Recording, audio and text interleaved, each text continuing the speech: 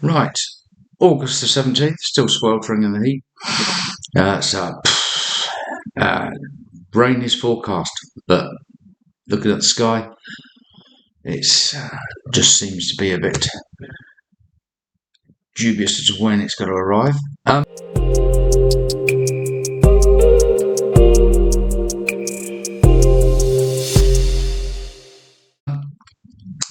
Tiger 800 thoughts. We've finally given it a drive ride. After the initial sort of picking it up and getting back, cleaning it, oil change, checking over a couple of little bits. Really nothing much to be doing. Say, change the oil, brake light switch, front brake light switch, and that was about it. Just check the pads, check we had everything that, the safety issues. Zooming in and out. Anyway, so gave it a good run yesterday, and yeah, it's sort of your thoughts on buying new as opposed to buying second hand, which is basically where I come to that conclusion. Do I want to buy a new bike? Money. Retired, everything I spend can't be put back, etc. So effectively, we bought the Triumph, and it wasn't particularly on the shopping list. It was a peripheral sort of contender, but one cropped up, and so I've gone into that already. And I have to say, having ridden it, I was quite pleased. It rode really nice, and it's sort of everything's as it should be. Couple of little quirks. Throttle's a little bit, snappy, but yeah, it's a little bit snappy. There's a difference between the big sort of Triumph and this, in as much as the adventure style of the bike gives it a slight nervousness at speed, which wasn't an issue. It just, as you go into corners, you don't feel as planted as you do on the Triumph. But aside of that, it was exactly what I expected, and very good. I'm very pleased with it. The position of the handlebars, still a bit of a. It's got handlebar extensions on it, so the bars are high and a little bit taking you back off the front wheel, which for me feels a bit odd, and also sitting you back on the base of the spine, which may in time prove to be a problem. I will probably adjust that and cut. Maybe lower the bars, and then we look at maybe the seat if we have a problem. But at the moment, I'm happy with the bars high. They are considerably high. I've tried standing up, and to be honest, yeah, I can see why bar extenders are necessary if you were taking it off road, because you couldn't stand up with it. The bars lower. It's quite a good fit. I still feel it's top heavy for that sort of bike.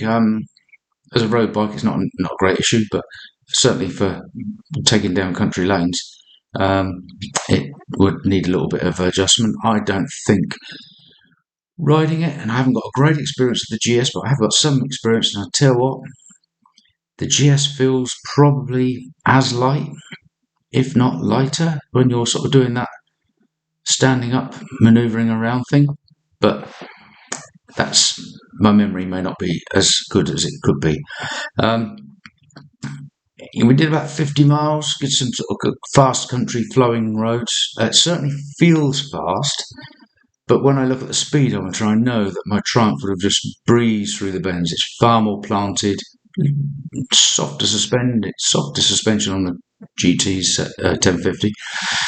Definitely softer suspension, but mid-bend, it was, that's on the GT 750.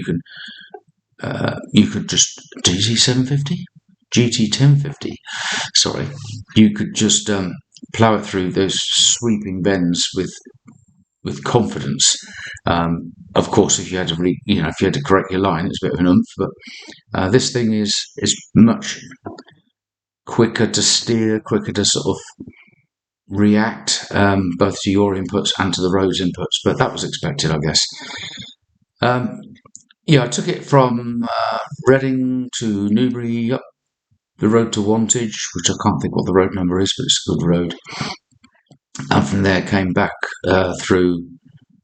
Where did I come through? Harwelby, skirting Didcot down Bucklebury, across the sort of downs that way.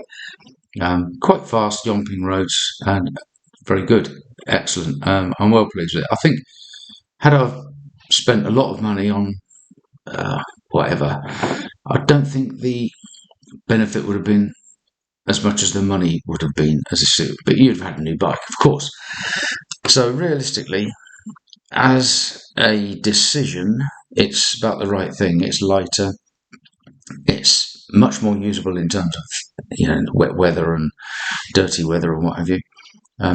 It's got enough flexibility to be to tow and put luggage on it, and certainly when you wind it up, it's got some. It certainly goes well. Possibly you could say probably as quick as the GT, but you have to work it a bit harder, obviously, because it's 800, and it doesn't have that sort of composure. Certainly, if you were sat on the motorway, did I do any? No, I didn't do any motorway, did I? But certainly on a fast A roads and motorways, it's probably a little bit more tiring than the GT, simply because you're sat bolt upright. The screen seems to work reasonably well. Buffeting, of course, but it's only a standard screen, and I'm not going to get too angsty about putting another screen on it. But that's about it. Flies along. It's doing everything I want it to do, and I could criticise it till on lots of things, but at the end of the day, it's how old is it? 10, 13, 14-year-old bike. And its benefits are the fact that it hasn't got a multitude of TFTs and sensors that you have to sort of worry about. For me, it's just that's the preferable option. The old school, probably the last of the old school. I think the 800, the last iterations of it got the sort of new TFTs and stuff like that, which then puts you into a whole different bracket. I think they're still fairly serviceable and usable, but certainly compared with the modern ones. So a couple of friends of mine have got the 900, which is a hell of a tool.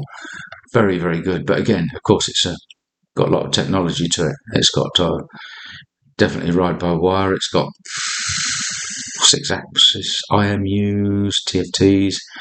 A very capable machine, which I'm sure. And once you get to the sort of trick suspension ones, that's a very usable, great bike.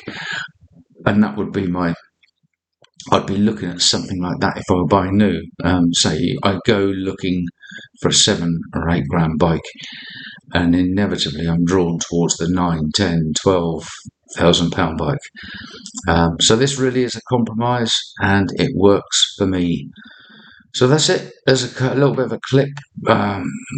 Some of the riding, it's only from a dash cam thing, but that's it. So we're looking forward to really getting a decent bit of use for it, and we'll hopefully have some decent footage and some rides that are worth mentioning and talking about.